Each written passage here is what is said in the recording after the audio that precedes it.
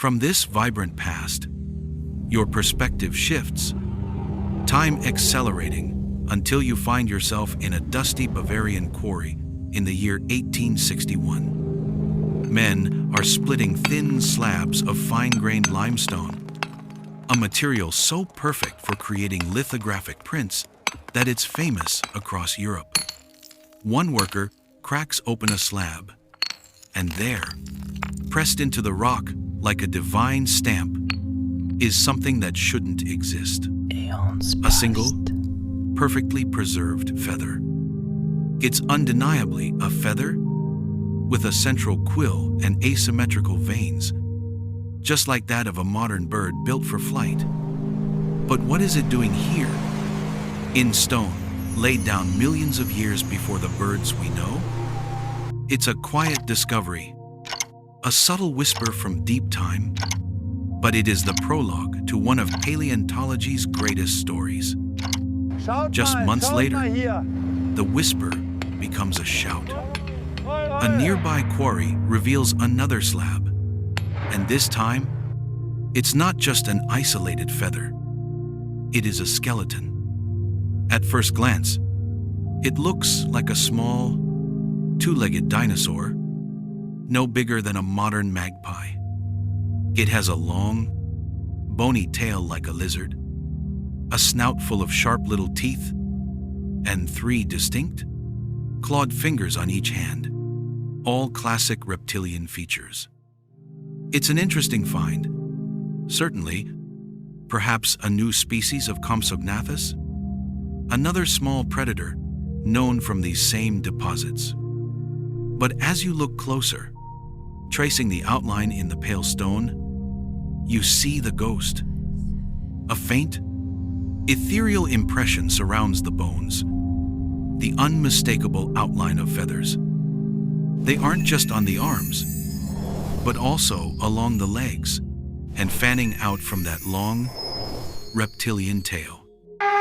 This was the creature of the feather, a creature that defied classification. It was a perfect mosaic, a chimera of 2 different animals rolled into one. It was given a name that captured this beautiful contradiction: Archaeopteryx lithographica. The name is pure poetry, translating to ancient wing from the lithographic stone. It was a name that announced to the world that the neat, orderly lines between animal groups were perhaps not as solid as science once believed. You can almost feel the quiet reverence of its discoverers, realizing they held a snapshot of evolution itself, a creature caught in the very act of becoming something new. This single fossil was more than just a new species. It was a key that would unlock one of the deepest secrets of the dinosaurs and their incredible living legacy. Let your eyes trace the skeleton pressed into the limestone, a dark stain of history against the pale rock. You are looking at an animal that is a living paradox. To understand it, you must dissect it piece by piece, starting with the features that anchor it firmly in the world of dinosaurs. Look at the skull. You see no gentle, keratinous beak ready to peck at seeds. Instead, you find a long snout lined with the tiny boast, needle-sharp teeth of a predator, each one set in its own socket like a miniature dagger. This is the mouth of a theropod dinosaur, designed for grasping and holding struggling prey, a feature a world away from any bird you know. Now, move your focus to the wings. Hidden within the glorious fan of feathers are 3 long, distinct fingers, each one tipped with a sharp, curving claw. These were not the fused, reduced hand bones of a modern bird, streamlined into a single aerodynamic support. These were functional, grasping hands. You can easily imagine them gripping a branch for stability, or perhaps even pinning down a small lizard before it could escape. And then there is the tail, Where a modern bird has a short, a fused stump of bone called a pygostyle to anchor its tail fan, Archaeopteryx displays its heritage proudly. It has a long, bony tail, a flexible chain of over 20 vertebrae, just like the small dinosaurs that hunted in the undergrowth below. Yet for every feature that screams dinosaur, another sings bird. The feathers are the most stunning example. They are not primitive fuzz or simple filaments. The impressions in the stone show complex, asymmetrical flight feathers. Look closely at one. You can see that the vein on one side of the central shaft is narrower than the other. This is a crucial aerodynamic adaptation, a design that allows the feather to act as an airfoil, generating lift when air moves over it. This wasn't a creature simply decorated with fluff. It possessed the high-tech equipment for flight. Lying nestled within its chest, you can also make out the faint outline of a furcula, the wishbone. For centuries, this was thought to be a uniquely avian invention, a V-shaped bone that acts like a spring to power the wing beat. Finding it here, in a toothed, claw-handed creature from the Jurassic, was a revelation. It's a mosaic of two worlds. The skeleton is fundamentally that of a small, agile dinosaur, but it has been overlaid with the revolutionary adaptations of a bird. Its brain, inferred from the shape of its skull cavity, was larger than that of a typical reptile of its size, with enlarged regions dedicated to vision and motor control, essential for processing the fast-paced, three-dimensional world of flight. Archaeopteryx wasn't a clumsy prototype or a halfway point between two distinct animals. It was a perfectly successful creature in its own right, a snapshot of a moment when evolution was experimenting, blending an ancient, successful body plan with a breathtaking new way of moving through the world. That asymmetrical feather, that wishbone, that brain wired for 3 dimensions, they all point to one inescapable conclusion. The sky was calling to this creature. But answering that call is never simple. A close look at its skeleton reveals a puzzle. While it has wings, it lacks the deep, keeled breastbone, the sternum, that in modern birds anchors the massive muscles required for powerful, sustained flight. This anatomical detail throws you into the heart of the greatest debate surrounding Archaeopteryx. How exactly did it move? Was it a creature of the trees or a creature of the ground? First, imagine the trees down scenario. You see Archaeopteryx not on the ground, but high in the canopy of a prehistoric conifer. Its world is a vertical one of branches and bark. Look at its claws. The ones on its feet are sharp and curved for perching, but don't forget the 3 formidable claws on each wing. You watch as it scrambles up the trunk, using all 4 limbs, moving less like a bird and more like a squirrel. It is agile and secure. From its high vantage point, it spots a large insect on a neighboring tree. It doesn't hop or fly. It launches, spreading its feathered arms and tail. It enters a controlled, shallow glide, a living airfoil sailing across the gap to ambush its prey. In this vision, flight began not with flapping, but with falling with style, a way to move between trees without touching the dangerous ground. But there is another vision, just as compelling.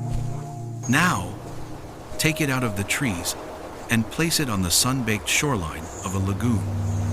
This is the ground-up hypothesis. You see Archaeopteryx as a swift, 2-legged runner, its dinosaur ancestry on full display. It sprints across the sand, chasing a fast-moving lizard. As it closes in, it leaps, flapping its wings not to fly, but to create a burst of thrust, helping it pounce on its target. Perhaps you see it encounter a steep rock face. Instead of gliding down, it runs straight up the incline, its wings beating furiously against the rock to give it extra traction, a behavior seen today in young partridges. In this scenario, the flight stroke wasn't born from gliding, but from the frantic flapping of a terrestrial predator. Movements for balance, attack, and traction that, over millennia, became powerful enough to lift the animal off the ground. So, which picture is correct? The arboreal glider or the terrestrial flapper? For decades, science was divided, with experts camped firmly in one trench or the other. Today, the consensus is more nuanced and, frankly, more interesting. The truth may not be a simple either divided by or. Detailed studies of its bones suggest its shoulders could support a powerful downstroke, meaning it was capable of true, active flapping flight.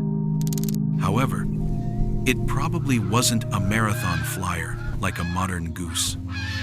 Its flight was likely for short bursts, an explosive takeoff from the ground to escape a predator, a quick flight to a low-hanging branch, or a hop flap between trees.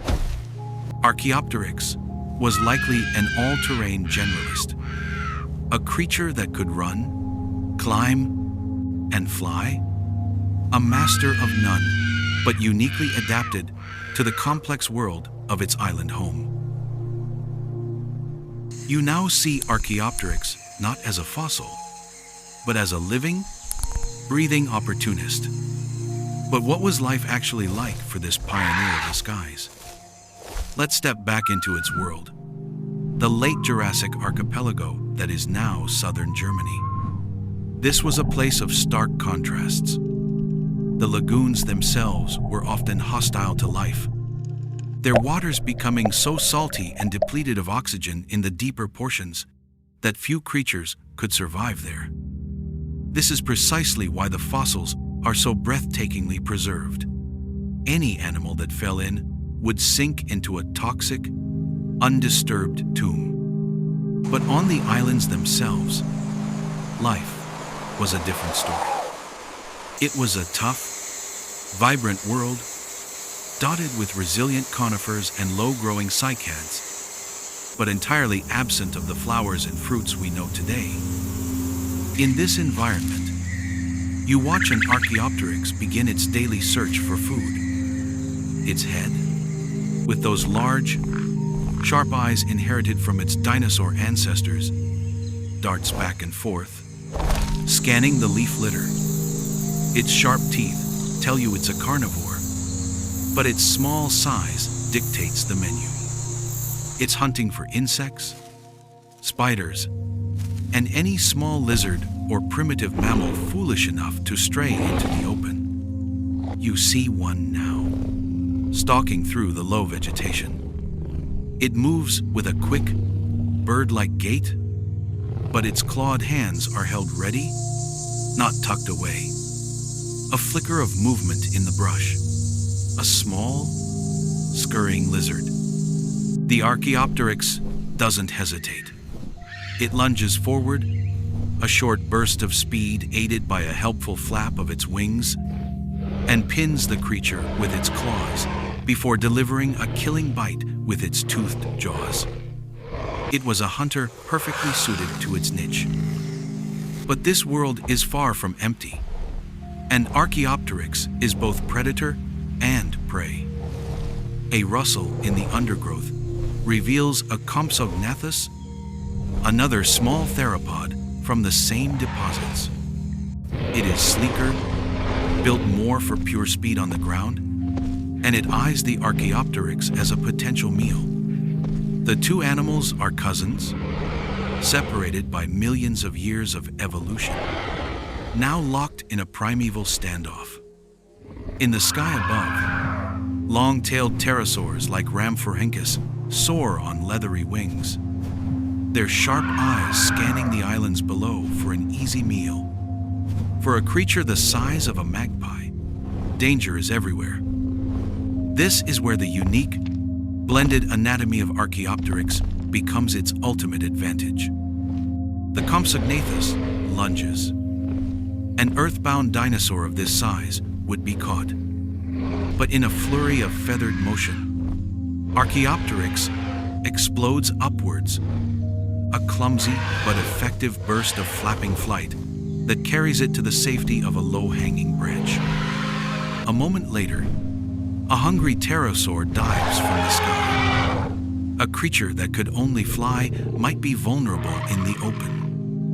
But Archaeopteryx simply drops from its branch and scurries into the densest part of the undergrowth, its reptilian agility allowing it to vanish.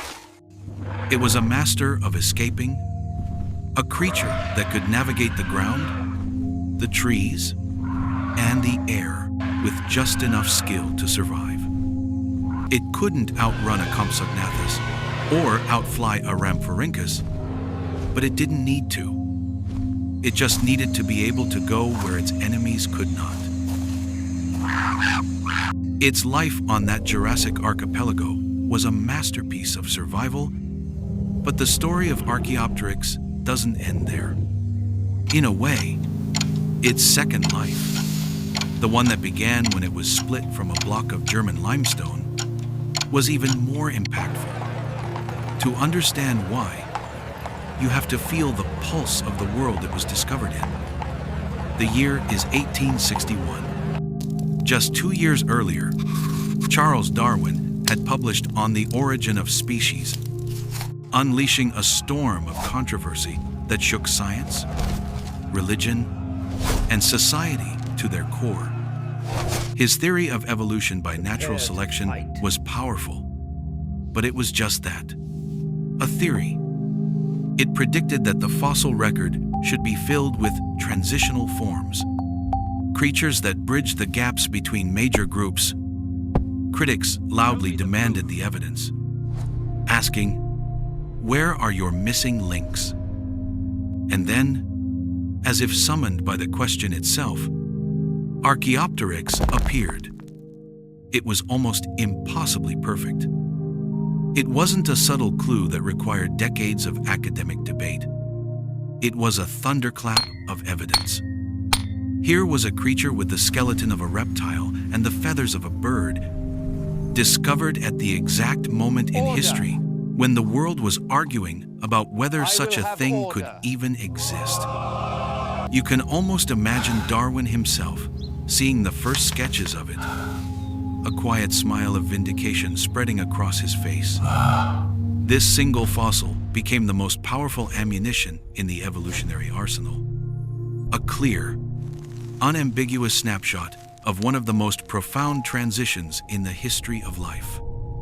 For the next century, Archaeopteryx would be the icon of evolution, the textbook example, the poster child for an idea that changed the world. Its discovery did more than just support Darwin. It fundamentally changed how we see dinosaurs. Before this, dinosaurs were universally imagined as giant, slow, dim-witted lizards, evolutionary failures just waiting for extinction. But Archaeopteryx didn't fit that mold. It was a dinosaur, yes, but it was small, delicate, and clearly active. It possessed the one feature thought to be the exclusive domain of birds. This strange fossil planted a revolutionary seed, the idea that dinosaurs were perhaps not so alien after all. It was the first step on a long road to the modern understanding that dinosaurs were dynamic, complex, and in some cases, warm-blooded animals. It began the very revolution that would eventually let us see a fearsome Tyrannosaurus rex and recognize the distant cousin of a chicken. Today, our view is more nuanced. We now know that Archaeopteryx was not the direct ancestor of every bird on Earth. The fossil record has since revealed a whole host of other feathered dinosaurs and protobirds, showing that evolution's path from ground to sky was less of a straight line and more of a dense, experimental bush. Archaeopteryx is not the great-great-grandparent of that robin in your garden, but perhaps more like a great-great-grand-uncle. Yet this doesn't diminish its legacy. It enhances it. It remains the first and most important ambassador from that lost world. Look, The fossil that proved evolution was real, and that the mighty dinosaurs, in all their majesty, never truly left us.